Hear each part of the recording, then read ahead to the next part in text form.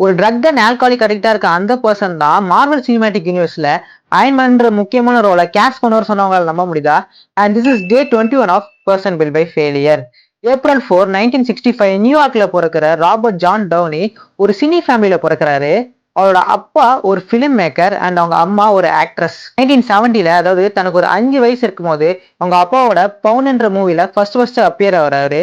And in 1987 less than ஜீரோன்ற ஒரு மூவில ஒரு ட்ரக் அடிக்டட் ரிச் கிட்டா அவர் நடிக்கிறாரு. 1992ல சார்லின் சாப்ளின் ரோலுக்காக ஆஸ்கார்ல நாமினேட் ஆகுறாரு. பட் ட்ரக் அடிக்ஷன் எக்ஸ்ட்ரீமா போன காரணத்தினால கோர்ட் அவருக்கு ஒரு ட்ரக் டெஸ்ட் ஆர்டர் பண்றாங்க. பட் அதை ரெஃப்யூஸ் பண்ணதுனால அவர் 6 months ஜெயிலில் வைக்கிறாங்க. ஸோ 1996லேருந்து 2003 வரைக்கும் அவர் மேலே பல கேஸ் இருந்ததுனால அவர் ஜெயிலுக்கு போயிட்டு வரதுமா இருந்துச்சு. இதனால அவரோட ஆக்டிங் கரியர் ரொம்பவே அஃபெக்ட் ஆகுது. பட் 2003க்கு அப்புறம் அவரோட ஆக்டிங் கரியரை பில்ட் பண்ணணும்னு சொல்லிட்டு தனக்கு கிடைச்ச சின்ன சின்ன ரோல்ஸ் எல்லாமே பண்றாரு. 2008ல மார்வல் சினிமேட்டிக் யூனிவர்ஸோட சேர்ந்து அயன்மேன்ற மூவில டோனி ஸ்டார்க்கா கேஸ்ட் பண்றாரு. இந்த மூவி மார்வலுக்குமே சரி ராபர்ட் டவுனிக்குமே சரி ஒரு முக்கியமான மூவி. ஏன்னா இந்த மூவி ஒர்க் ஆகலாம் அவங்க 2 பேரோட கரியருமே க்ளோஸ் ஆகும். பட் அந்த மூவி ஒரு மிகப்பெரிய ஹிட் ஆகுது. அண்ட் ராபர்ட் டவுனி எம்சியோட ஃபேஸாவே மாறுறாரு.